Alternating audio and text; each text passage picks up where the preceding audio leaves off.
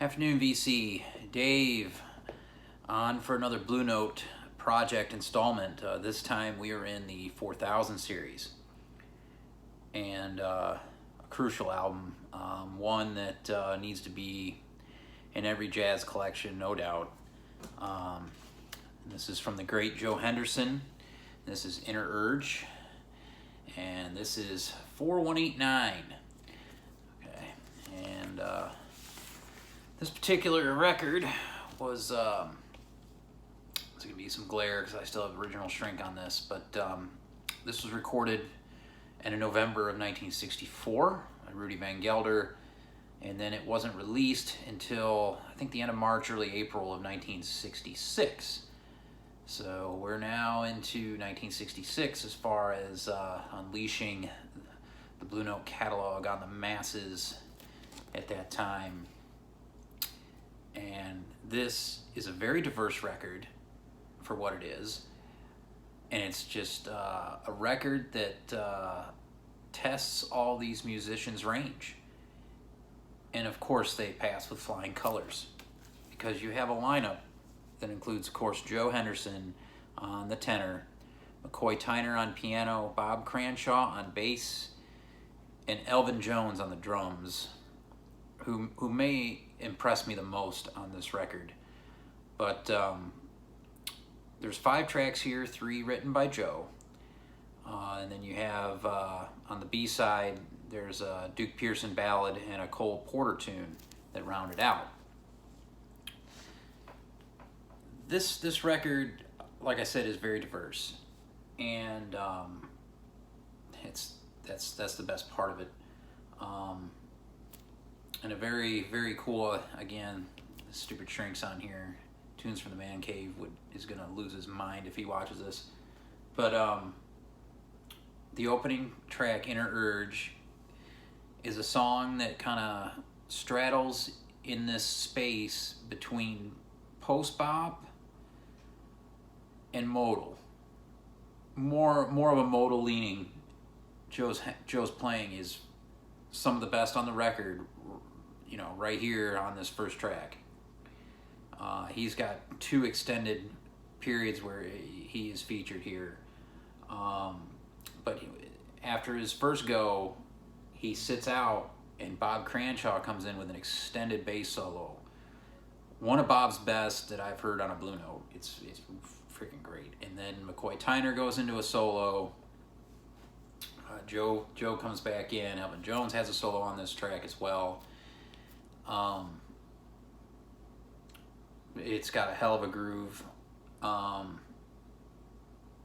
It's definitely pushing the boundaries of what was going on at the time. And it's a song that he wrote in response to his struggles in New York City on how to stay ahead, on urgency to to keep working, really. And Inner Urge. You move on to the second song on the A side, Isotope, and this is a song dedicated to Thelonious Monk, and you know that right from the opening go. Joe basically plays through his horn Monk. It's really, really cool. It's hard to explain it. You know it when you hear it. You're like, God dang, that sounds like Monk's piano coming through the horn. It's really cool. It's a playful beginning, and it's very interesting how at the end of the song, because it's a long song, because there's only 2 on the A side, how they subtly kind of get that really cool beginning into the end. So watch out for that if you listen to this record.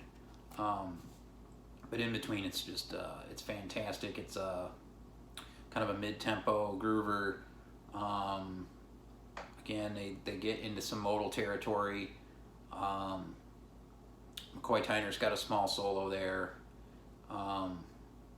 Isotope, really, really cool track. Again, dedicated to Monk. Then you move to the B side, and you've got a fiery song to open, El Barrio. and it's basically a song that's paying tribute to the Puerto Rican community in New York City, the Spanish community at large, really. And Joe's playing is fantastic on this. There's moments that remind me of John Coltrane here, in the style of playing. McCoy Tyner's got some great moments on that song as well. Elvin Jones is keeping this real subtle Latin flavored beat with Bob Cranshaw keeping the groove in that style as well. It's not overwhelming, it's definitely subtle, but it's there, and it's a really dynamic track. And then the album just completely changes, slows way down to a ballad. You Know I Care, from Duke Pearson written ballad, but it's played so beautifully. And there's a moment in there where McCoy Tyner and Bob Cranshaw kick up the tempo. You can tell all of a sudden that the tempo kicks up. Not a lot, because it's still a ballad, but it kicks up and things get going. And the playing is fantastic. Elvin Jones is playing the brushes here on this one. But again, showing his range and how in his playing. Elvin Jones could do it all. He, later on in his career, you'll find some of his records where he is just up front, in charge. It's heavy, it's loud. This record, it really, really shows how amazing of a drummer Elvin Jones was. It's just blows me away. And then you move to the final cut, which is Night and Day. This is a Cole Porter tune, but it's a different take on it. Joe Henderson completely put his stamp on this tune. Its playing is beautiful. The tone is fantastic. McCoy Tyner's solo here is long, and it's probably my favorite on the record. This is fantastic album.